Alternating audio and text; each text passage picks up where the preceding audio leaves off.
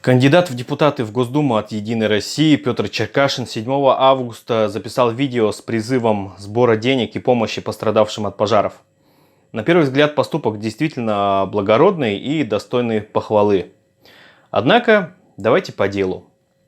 Сборы денег с населения объявлялись еще с июля месяца. За это время люди и предприятия уже много раз помогали с финансовой поддержкой добровольцам, которые шли предупреждать пожары.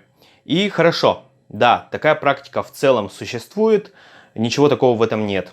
Однако правительство Якутии на тушение пожаров получило на начало июля около 660 миллионов рублей, а сейчас и того больше. Финансов при этом действительно недостаточно, и основная причина нехватки средств – методика выделения субвенций из федерального бюджета на тушение пожаров. Как вы понимаете, это не проблема мирного населения Якутии, это проблема якутского правительства. Это они были обязаны выбивать, просить и обосновывать большее финансирование у федеральной власти. Мы их для этого и выбирали. Точнее, не выбирали, но это другая история. Так вот, на дворе уже август, и ситуация с пожарами, очевидно, вышла из-под контроля, притом давно. Глава Якутии позитивно во всех источниках от «Коммерсанта» до «Соловьева» рапортует, что они в целом совсем справляются. Ну вот, буквально вчера, 7 августа, произошла первая крупная трагедия. 30 домов в деревне Бескюэль Горного Улуса сгорели дотла. Глава Якутии объявил, что они бесплатно построят дома пострадавшим из резервного фонда Якутии. Это хорошо, но вообще-то резервный фонд формируется с бюджета Якутии, поэтому бесплатно для пострадавших непосредственно. Это хорошо, пускай. Но по факту считайте, что это мы все вместе сбросились.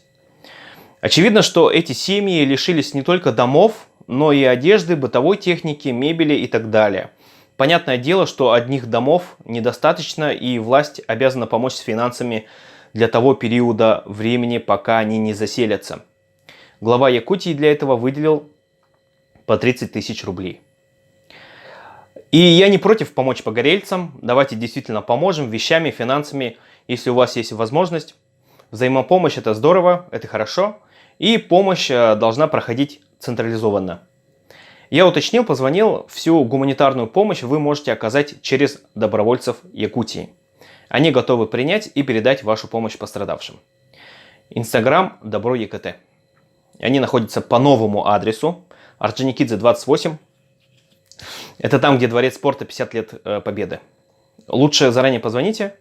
Телефоны указаны у них в Инстаграме. Ссылку к ним в Инсту я прикреплю. Но и тут, собственно, и кроется мое негодование. Петр Черкашин, кандидат в депутаты Госдумы, один из лучших и достойнейших в «Единой России» от Якутии, сделал пожары в Якутии своим самым главным и единственным пиар-инструментом на эти выборы. Более серьезнее отнесся к этому вопросу, кто хотел победить, кто вкладывался, кто подтягивал своих сторонников, кто показал, что он может стать кандидатом по одномандатному округу, тот и победил. И сегодня Петр Петрович Черкашин, кандидат от нашей партии по одномандатному избирательному округу, находится на передовой борьбы с огнем. Большое тебе благодарность за, на самом деле, не просто участие в выборной кампании, а за то, что ты своим примером, как и многие другие десятки якутян, сейчас показываешь, что надо не на словах, лежа на диване, да, призывая на помощь всякие иностранные фонды или иностранных каких-то знаменитостей тушить пожары, так, а надо самим выходить и бороться с огнем. И так, это самая лучшая форма спасения и поддержки нашей родной природы. И он записал видео, где просит о помощи у якутян. А люди уже устали помогать и разгребать проблемы, которые сотворили сами власти в лице «Единой России». Люди уже сколько раз помогли и не прекращают помогать. Но тому же кандидату, единороссу, хватило смелости сразу в тот же день после события в Бескюэле объявить сбор денег с мирного населения. Сколько уже можно собирать деньги с людей? А что насчет власти? Никто не просит денег у власти. Почему? Это по их упущениям сгорели дома. Пусть они в первую очередь помогут людям. И поэтому возмущенные люди выразили под постом у Черкашина свое негодование. Но Черкашин записал ответное видео на недовольство якутян И вот что он нам говорит. Дровларын атымын бәм ханабын этекпен уннуллестекпен бардым. Ол курдутан бәһә видео тахарпын кенне олус элбак ки хуруйда ханатын этте үлләһенне лишке барда тахсарыттылар, WhatsApp-ка да хуруйдылар. Публикациялар, комментарийлары да тахалус элбак. Даже бүгүн зону хырттылар унна. Туй баян просто жонтон тоо катчы народтан катчы көрдүгүнү туй жела ылнарыгындо мастын атлахарыгындо ян араханадан херек карак анячылар олус элбәтләр. Мин итинне эгиттен катчы көрдүрбер көрдүрбер. Бәм шоппун реквизитпен хурибатагам. Петр, почему вы переводите тему? Ни один из залайканных комментариев не обвинил вас в воровстве. Никто не заподозрил вас в том, что вы привязали свои реквизиты. Никто. Почему вы выставляете себя жертвой? Вот посмотрите, все первые и основные комментарии о том, что почему вы не обращаетесь к своим единороссам, почему вы не просите денег у них. В этом претензия. А кто вам позвонил или не звонил и что сказал, мы не знаем. Люди в комментариях вас в воровстве не упрекнули. Смотрим дальше. Да, конечно, был бахарга элбах үпкачынады ян эппитим оларын улахан коммерческий терилтелер, баннар, тору туруман, кыттыгын, кемелөһүн ден көрдөспүдүм. Баннартан көрдөспүдүм хэп. Петр, вы в первую очередь просили денег у простого народа. Зачем вилять, зачем привирать и переиначивать? Ваши собственные слова. Давайте почитаем, что вы написали в посте под видео. Вы пишете: братья, мужики, отцы, так, давайте поддержим и поможем людям. В вашем тексте под постом нет обращения к банкам и большим коммерческим предприятиям. Вы обратились к мужчинам Якутии.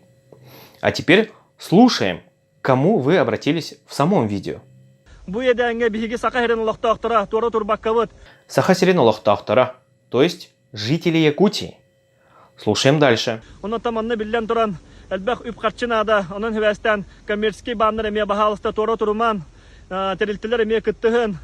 Эмия, то есть тоже. Вы, предприятие, тоже не оставайтесь в стороне. То есть вы обратились в первую очередь к людям и уже дополнительно к банкам и предприятиям. Поэтому в вашем ответном видео только манипуляция словами, Петр. Петр добавил еще следующее. Бу быйылара хайын калеммит жонга кемелхүнен үлүбәтебет. Үскүрин тайбак буллахатна этиннал страница бар. 2-нче вахетте 2-нче онагыс 19 юббе бир хыллардах үлелер бит баратышы батык кырдатылган хыжаллар. И это действительно так. Петр, в этом плане ты молодец, мое уважение. В целом, по моему субъективному мнению, ты хороший человек. Но ты двигаешься от Единой России, и конкретно в этом моменте ты хитришь и увиливаешь. Все мы совершаем ошибки. Все люди. Ты можешь ляпнуть, я могу ляпнуть. Кто угодно может ошибиться. И каждый может быть прощен. Не всегда, но в целом. Но тут ты поступаешь, как все твои руководители.